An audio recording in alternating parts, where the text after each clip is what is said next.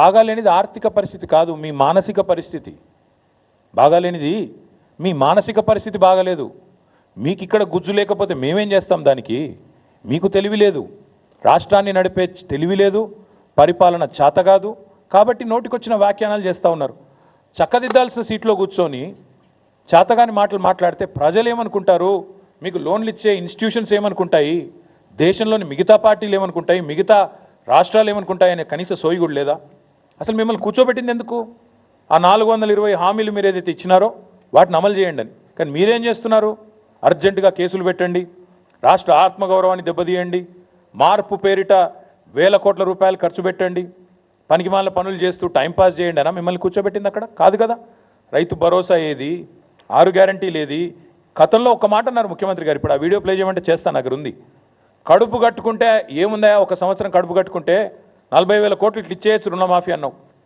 మీరందరూ చూసే ఉంటారు. అంటే ఇప్పుడు ఏమైంది మరి? ఈ 420 హామీలు ఏమైనాయి? ఇవాళ ఈ కారు కూతలు ఎందుకు? రాష్ట్ర ఆర్థిక పరిస్థితి బాగాలేదు అనే దివాలా కోరు మాటలు ఎందుకు మాట్లాడుతున్నావు? రైతులను మోసం చేయడానికా? మహిళల్ని మోసం చేయడానికా? పెద్ద మనుషులను మోసం చేయడానికా? లేదా మీ మాటలు నమ్మి ఓట్లేసిన మొత్తం ప్రజలందరినీ మోసం చేయడానికా? ఈ కుంటి సాకులు ఎక్కువ రోజులు చెప్పి తప్పించుకోలేవు. రాష్ట్ర ఆర్థిక పరిస్థితిని ఎవడన్నా ఖరాబ్ చేసిండా అంటే ముమ్మాటికి రేవంత్ రెడ్డి అని నేను ఖచ్చితంగా చెప్తా ఉన్నాను, నిర్ద్వందంగా చెప్తా ఉన్నాను. లేకపోతే చక్కగా పరుగులు పెడుతున్న రాష్ట్రాన్ని, పరుగులు పెడుతున్న హైదరాబాద్ రియల్ ఎస్టేట్ రంగాన్ని, హైడ్రా పేరిట, మూసీ పేరిట దౌర్భాగ్యమంతా తెచ్చిందే ఈ కాంగ్రెస్ ప్రభుత్వం. మొత్తం వీళ్ళ విధ్వంసకరమైన ఆలోచనలతో, వీళ్ళ చాతగాంతనంతోనే రాష్ట్ర ఆర్థిక పరిస్థితి వాళ్ళ కుదేలైంది. నువ్వే బజార్లో పడి నేను నా ఆర్థిక పరిస్థితి బాగాలేదు బాగాలేదు బాగాలేదు అని 10 సార్లు చెప్తే కొత్త ఇన్వెస్టర్ ఎవడని వస్తాడా? ఉన్నవాడే పారిపోయిండు. 3 పెద్ద పెద్ద పరిశ్రమలు పారిపోయినాయి. కెయిన్స్ అనే పరిశ్రమ పారిపోయింది. మేము కష్టపడి బెంగళూరు నుంచి ఇక్కడికి పట్టుకొస్తే ఆయన గుజరాత్ పారిపోయిండు. కార్నింగ్ అనే పరిశ్రమ తమిళనాడు పారిపోయింది.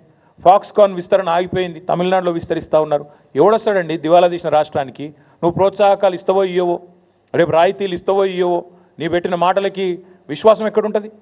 ఒప్పందాలు ఉన్న వాటిని నువ్వు ఇష్టం వచ్చినట్టు ఏకపక్షంగా రద్దు చేస్తే ఎవడు పట్టించుకుంటాడు రాష్ట్రాన్ని?